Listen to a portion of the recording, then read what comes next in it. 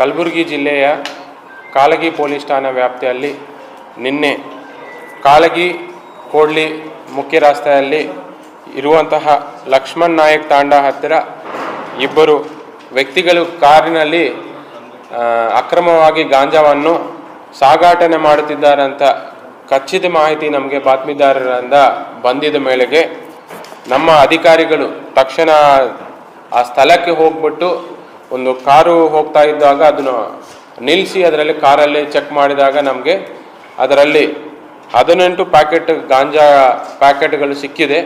ಅದು ಅಂದಾಜು 40 kgs weight ಇರುವಂತಹ ನಮಗೆ ಗಾಂಜಾ ಸಿಕ್ಕಿದೆ. ಆಮೇಲೆ ಅವರಲ್ಲಿ ಸಾಗಾಟನೆ ಮಾಡುವಂತಹ ಯಾರು ಅವರು ವ್ಯಕ್ತಿಗಳನ್ನು ನಾವು ವಶಪಡಿಸಿಕೊಂಡು ವಿಚಾರಣೆ ಮಾಡಲಾದಾಗ ಅವರ ಹೆಸರು ಚಂದ್ರಕಾಂತ್ ಅಲಿಯಾಸ್ ಪಪ್ಪು, ತಂದೆ ಹರಿಶ್ಚಂದ್ರ ಚವಾನ್ ಅಂತ 40 years, ಲಕ್ಷ್ಮಣ್ ತಾಂಡ ವಾಸಿ, ಮತ್ತು ಮಲ್ಲಯ್ಯ ತಂದೆ ಮಹಾಬಲೇಶ್ವರ್ ಕೋಡ್ಲಿ ವಾಸಿ ಕೋಡ್ಲಿ, ಇವರಿಬ್ಬರನ್ನು ನಾವು ವಶಪಡಿಸಿಕೊಂಡಿದ್ದೇವೆ.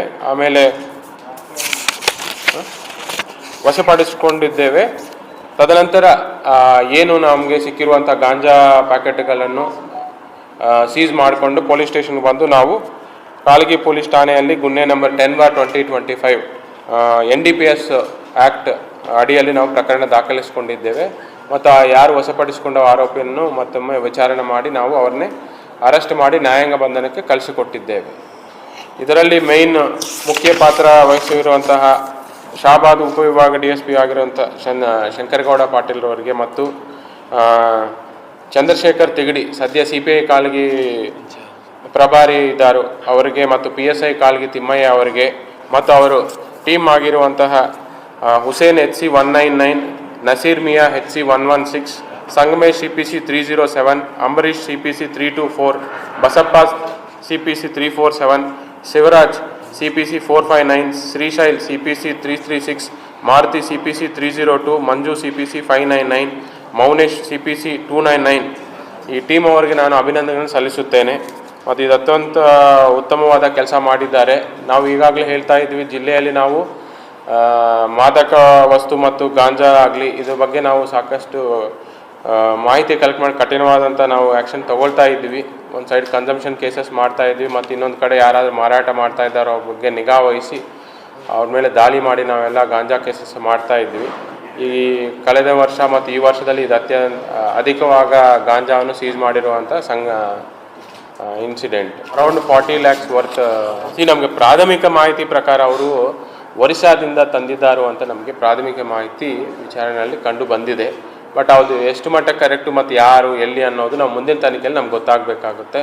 ಮತ್ತು ಅವರು ಎಲ್ಲಿಕ್ಕೆ ಯಾರಿಗೆ ಕೊಡ್ಲಿಕ್ಕೆ ಮಾರಾಟ ಮಾಡ್ತಾ ಇದ್ದಾರು ಅಂತ, ಲೋಕಲ್ ಮಾರಾಟ ಮಾಡ್ತಾರೋ ಮತ್ತು ಈ ಬೇರೆ ಗಡಿ ಭಾಗ ಪ್ರದೇಶದಲ್ಲಿ ಮಹಾರಾಷ್ಟ್ರ ಮತ್ತು ಇಲ್ಲಿನೂ ಮಾರಾಟ ಮಾಡ್ತಾರೋ ಅಂತ ನಮ್ಗೆ ಮಾಹಿತಿ ಇದೆ. ಸೊ ಅದು ನಾವು ಮುಂದಿನ ತನಿಖೆಯಲ್ಲಿ ಎಕ್ಸಾಕ್ಟ್ ಸೋರ್ಸು ಡೆಸ್ಟಿನೇಷನ್ ನಾವು ಕಂಡುಹಿಡಿಯಬೇಕಾಗುತ್ತೆ.